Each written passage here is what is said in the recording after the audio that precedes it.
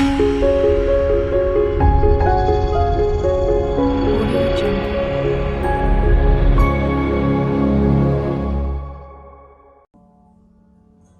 राधे, श्री कृष्णा। आपका पुनः भक्तमाल की इस पावन कथा में बहुत बहुत हार्दिक स्वागत। हम सभी श्रवण कर रहे हैं भक्तमाल के उन दिव्य चरित्रों को जो हम सभी के लिए प्रेरणादायक हैं और जिनसे हम भगवान की भक्ति किस प्रकार की जाती है ये सब सीख सकते हैं। भक्तमाल का वर्णन हो और नाभादास जी का चरित्र ना आए तो ऐसा संभव ही नहीं है। नाभादास जी महाराज इस भक्तमाल के रचयिता हैं। कल के पावन प्रसंग में मैंने आपको बताया कि भगवान श्री कृष्ण ने जब ब्रह्मा जी से कहा कि आपको मानव जन्म धारण करना पड़ेगा, तो संतों के अनुसार ब्रह्मा जी ही नाभादास जी महाराज बन करके आए हैं। ब्रह्मा जी ने जन्म धारण किया है नाभादास जी के रूप में। और आइए आज नाभादास जी के चरित्र का वर्णन करते हैं कि किस प्रकार से एक संत का जीवन, एक भक्त का जीवन संघर्षमय होता है। मैं थोड़ा सा आप सभी को ये जरूर अवगत करवाना चाहूंगा कि जीवन हमेशा कठिनाइयों भरा ही होता है।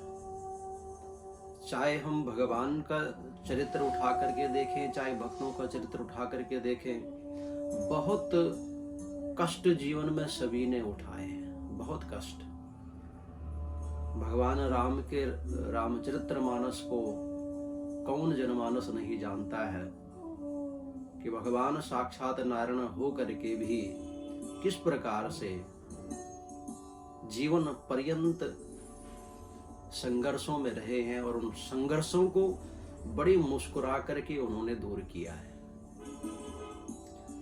किस प्रकार से पांडवों का जीवन रहा है कि पूरे जीवन पर्यंत भागते ही रहे, लेकिन फिर भी भगवान की भक्ति कभी नहीं छोड़ी। किस प्रकार से भगवान स्वयं श्री कृष्णचंद्र भगवान का जीवन रहा है, किस प्रकार से कबीरदास जी का जीवन रहा है। किसी भी आप चरित्र को उठा करके देख लीजिए, सबके जीवन में संघर्ष रहा है, लेकिन इन सब की एक बड़ी विशेषता रही है, ये कभी भी जीवन में विचलित नहीं हुए। हमेशा भगवान के ध्यान में मग्न और कभी भगवान से कोई शिकवा नहीं, कभी भगवान से किसी प्रकार की कोई याचना नहीं की। पांडवों ने पूरे जीवन संघर्ष झेला, भगवान द्वारिकाधीश सदैव साथ रहे, लेकिन कभी भगवान द्वारिकाधीश से ये नहीं कहा कि हमारे जीवन में इतने संघर्ष क्यों हैं, और वो भी आपके साथ होने पर। एक संत के जीवन की कथा है कि एक संत भगवान के परम भक्त थे और भक्त सनाथ भक्त भी होना एक अलग बात है, लेकिन भगवान की कृपा हो जाना वो सबसे बड़ी बात है। बहुत सारे संत जीवन पर्यंत तपस्या करते हैं, भगवान का नाम जपते हैं, लेकिन भगवान के दर्शन फिर भी नहीं होते। लेकिन इन संत को भगवान के दर्शन भी हुए। जिस प्रकार से एक विवाहिता स्त्री सदैव सोचती है कि उसकी कोख हरी भरी हो और वो एक बच्चे को, एक संतान को जन्म दे करके और अपने आप को परम सौभाग्यशाली समझे, उसी प्रकार भगवान के जो भक्त हैं वो सोचते हैं कि प्रभु आपकी भक्ति तो कर रहे हैं, लेकिन ये भक्ति सनाथ तब होगी जब आपके दर्शन हमें प्राप्त हो जाएंगे। इन संत के जीवन में भगवान की बड़ी कृपा हुई और भगवान नित्य प्रति इनको दर्शन देने लग गए। एक समय की बात, इनके शरीर में गलित कुष्ठ हो गया, और जब गलित कुष्ठ हुआ तो मन को थोड़ा सा ठेस तो पहुंची, दुख तो हुआ। धीरे धीरे इस बीमारी ने पूरे शरीर को ग्रसित कर लिया। भगवान नित्य प्रति आते, दर्शन दे करके जाते, संत भी भगवान के दर्शन करते, लेकिन कभी भगवान से पूछा नहीं कि ये सब क्यों। लेकिन जब शरीर बिल्कुल गलने लग गया, सड़ने लग गया, तो एक दिन भगवान से पूछा, प्रभु मैंने तो आपके दर्शन कर लिए हैं और दर्शन भी नित्य प्रति कर रहा हूं, और फिर भी मेरे जीवन में ये भयंकर बीमारी। भगवान कहते हैं,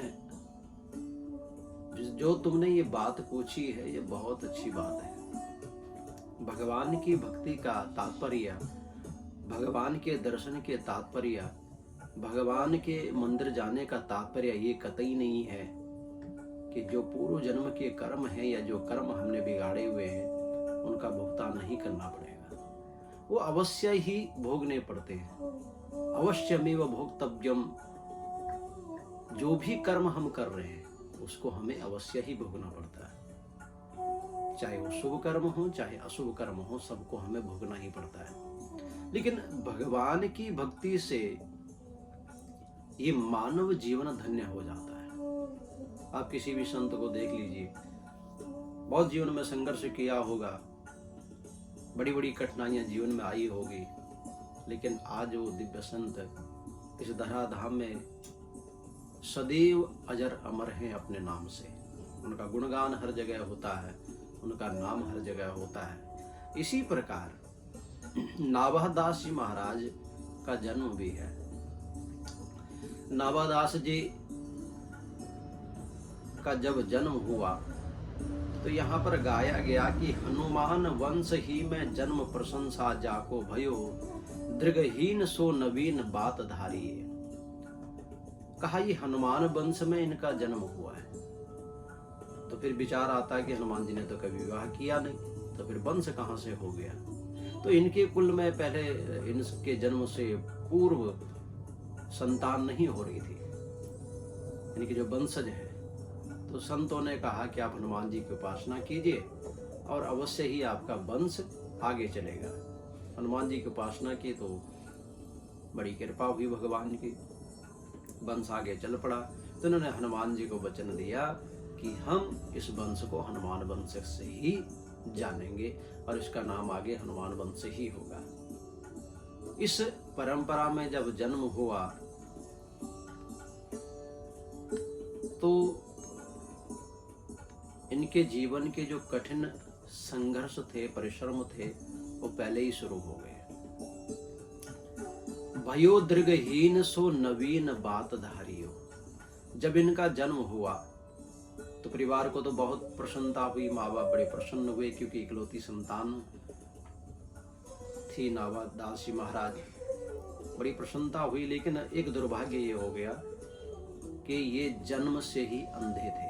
अब अंधे भी ऐसे नहीं कि मात्र दृष्टिहीन हो, अंधे इस प्रकार से थे कि आंखें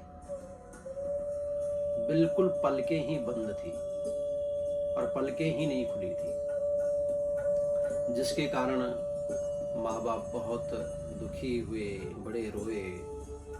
लेकिन जो परमात्मा ने लिखा है वो तो वही है, उसके अलावा हम कर क्या सकते हैं।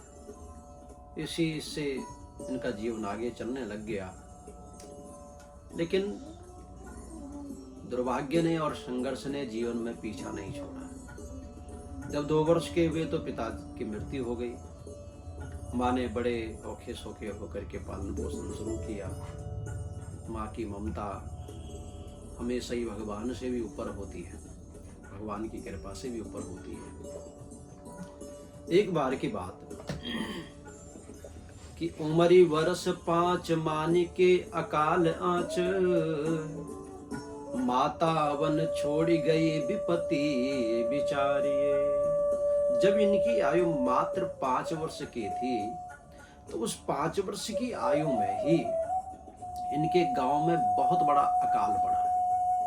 अकाल भी इतना भयंकर कि लोग मरने लग गए, भूख प्यास से व्याकुल हो गए। तो अपने बच्चे को बचाने के लिए उस मां ने जंगल की तरफ रुख किया, जंगल की तरफ प्रस्थान किया। बड़ा कृश शरीर, कमजोर शरीर, लेकिन माँ की ममता इतनी परम कि उस 5 वर्ष के बालक को अपनी पीठ पर उठा करके और जंगलों में भटकती रही। भूख और प्यास से बहुत ज्यादा व्याकुल नावादास जी हो गए। माँ को भी बहुत भूख प्यास लगी, लेकिन माँ को अपनी चिंता नहीं थी। माँ को तो चिंता थी कि मेरा बेटा न मर जाए, मेरा बेटा कहीं प्राण त्याग गया तो फिर मेरे जीवन का क्या औचित्य रह जाएगा। इसी अभिलाषा से सारे वन में जब देखा कोई सहाय नहीं है तो फिर भगवान को बार बार पुकारने लग गई, बार बार विनती की, हे दीननाथ, हे दयालु, हे नारायण, कोई तो हमारी रक्षा करे, हे प्रभु। नावादास जी जन्म से अंधे थे, लेकिन अध्यात्म के बहुत बड़े ज्ञानी थे। इसलिए कहा है कि होनहार वीरवान के होत चिकने बात।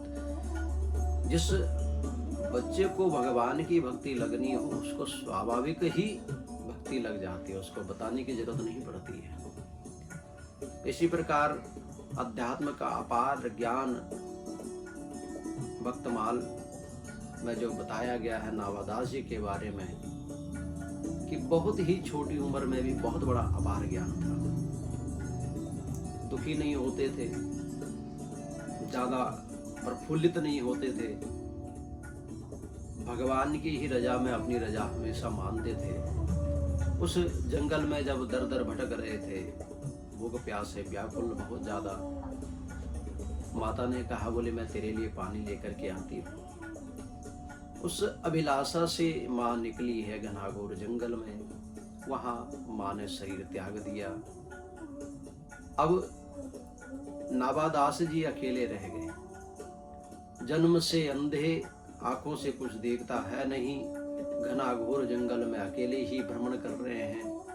माँ कहाँ गई कोई पता नहीं।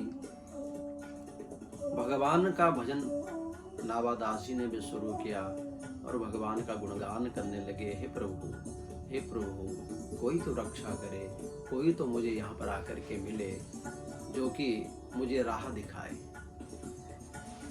जब भगवान का भजन कर रहे थे तो उसी रास्ते से कि कील और अगर ताहि डगर दरस दियो, लियो यो अनाथ जानी पूछ सो उचारिये।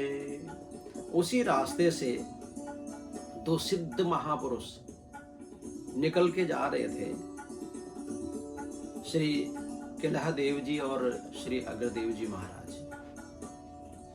दोनों जब निकले तो उन्होंने देखा एक बालक जो रो रहा है, बिलखा रहा है, भगवान का नाम निरंतर उच्चारण कर रहा है। उसके समक्ष जाकर के जब रुके तो किलेदास जी अग्रदास जी को कहते हैं कि गुरुदेव कह रहे थे कि आज तुम्हें एक मणि मिलेगी और ऐसी मणि की प्राप्ति होगी जो संसार के लिए बहुत बड़ी उपयोगी है, बहुत बड़ी उपयोगी है। तो जब उस बालक को देखा तो सोचा कि ये बालक है किसका, और भगवान का नाम उच्चारण कर रहा है। तो फिर पूछा उसको कि तुम कौन हो, कहां से आए हो, और इस घनाघोर जंगल में तुम्हारी रक्षा कौन कर रहा है। जो नावादास जी ने यहाँ पर उत्तर दिया है दोनों संतों को, उससे संत बड़े गदगद हुए।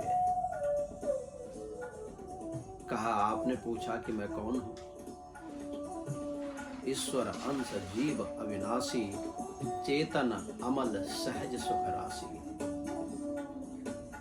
हे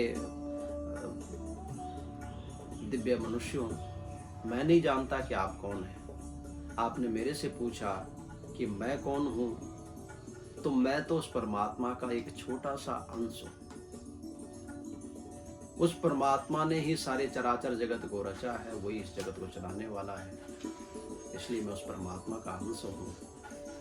आपने पूछा कि तुम्हें जाना कहाँ है, तो नावादास जी कहते हैं कि जाना भी उस परमात्मा के ही द्वार पर है। और सच्चाई भी है, सबके जीवन के जो ये रास्ते भिन्न भिन्न है, सभी ने जाना उस परमात्मा के ही द्वार पर है। लेकिन नावादास जी कहते हैं कि मेरा दुर्भाग्य ये हो गया कि मुझे रास्ता नहीं मिल रहा। कोई संत ऐसा मिले जो मुझे रास्ता दिखा दे तो मैं उस परमात्मा के धाम तक जा सकूं। आपने पूछा कि इस घनाघोर जंगल में तुम्हारी रक्षा कौन कर रहा है। नावादास जी कहते हैं कि वो परमात्मा हमेशा हर किसी की रक्षा कर रहा है। मनुष्य तो मात्र कर्म कर रहा है, बाकी तो कर्मों का फल वो परमात्मा ही देता है। कर्मण्येवाधिकार आस्ते मा फलेषु कदाचन। वो परमात्मा ही सबके फलों को दे रहा है और हम सब कर्म कर रहे हैं। इसलिए इस घनाघोर जंगल में भी रक्षा भी वो परमात्मा ही कर रहा है। उन संतों ने जब ये बात सुनी तो बहुत मन गदगद हो गया। गुरुदेव कहते थे कि आज मणि की प्राप्ति होगी, और आज सच में लगता है कि दिव्य मणि प्राप्त हो गई। मणि का तात्पर्य थोड़ा समझिए कि संत समाज की बहुत बड़ी मणि है, बहुत बड़ी मणि। इन दिव्य संतों की ही कृपा है कि जो हमें जीवन जीने की एक शैली प्रदान करते हैं। घना घोर जंगलों में जिन्होंने तपस्या की, अपने सारे सुख दुख को छोड़ करके, अपने आनंदमयी जीवन को छोड़ करके, अपनी घर गृहस्थी को त्याग करके, और फिर घना घोर जंगल में जाकर के तपस्या की। अगर वही तपस्या ना करते और वही अगर इन दिव्य ग्रंथों की रचना ना करते तो फिर हम लोगों के पास जीने के कोई सहारा नहीं होता। मात्र जानवरों की तरह हमारा भी जीवन होता। और जितने बड़े बड़े संत हुए हैं उनकी ही कृपा है कि हम इस धराधाम पर भगवान का नाम जपते हैं, एक रास्ता हमें प्राप्त होता है। इस मानव जीवन को हम कैसे कृतार्थ करें। मन में विचार किया, आज सच में मणि की प्राप्ति हो गई है। श्री किलहदेव जी ने अग्रदेव जी से कहा, इस दिव्य बालक को हमें साथ में ले जाना चाहिए। कि पाए परी कि बड़े सिद्ध जल ले कमंडलु, सो सींचे नैन चैन भयो, खुले चख जोरी को निहारिए।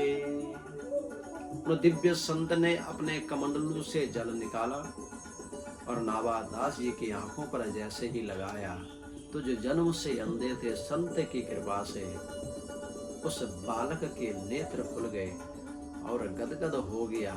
तुरंत उन संतों की चरण में गिर पड़ा और विनती करने लग गया, आप तो मेरे लिए साक्षात भगवान ही हैं। दोनों दिव्य संतों ने कहा, क्या हमारे साथ चलोगे? नावादास जी कहते हैं, प्रभु अब तो ये जीवन ही समर्पण है आपको। अब आपके बिना इस जीवन की कोई गति नहीं है, इसलिए जहां आप कहोगे मैं वहीं जाने के लिए तैयार हूं। और अग्रदेव जी महाराज किलहदेव जी कहते हैं कि हमारे जयपुर में एक गलता नाम की जगह है, वहां पर आश्रम है, हमारे पूज्य गुरुदेव भी वहीं पर ही निवास करते हैं, तो तुम भी वहां पर चल पड़ो। और लेकर के गए हैं इस बालक को। अभी तक बालक का कोई नाम नहीं। नावादास जी तो आगे संतों ने नाम दिया है, लेकिन अभी तक ये नाम पता ही नहीं कि बालक का नाम क्या है। संत परंपरा में जब कोई दीक्षा लेता है तो फिर उस बालक को नाम दिया जाता है, उस संत को नाम दिया जाता है। कहा क्या नाम दिया जाए इसको? तो फिर अग्रदेव जी महाराज कहते हैं कि ये जंगल में भगवान नारायण को पुकार रहा था, इसलिए इसका नाम नारायण ही रखना उचित होगा। और गुरुदेव के मुख से इस बालक का नाम नारायण पड़ा है। गुरु मंत्र दिया,